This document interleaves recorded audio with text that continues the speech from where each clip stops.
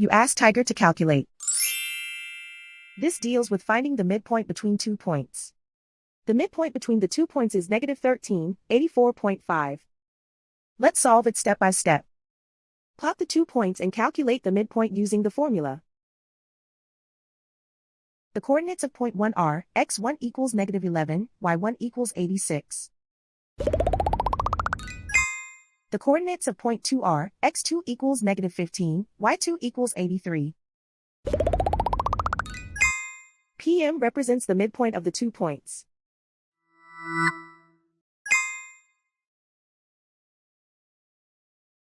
Use the x values in the midpoint formula to find the midpoints x. x1 equals negative 11. x2 equals negative 15. Simplify the arithmetic.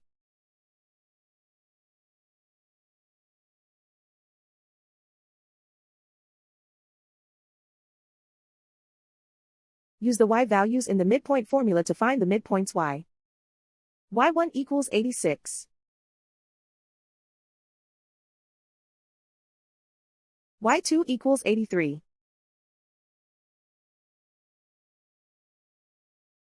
Simplify the arithmetic.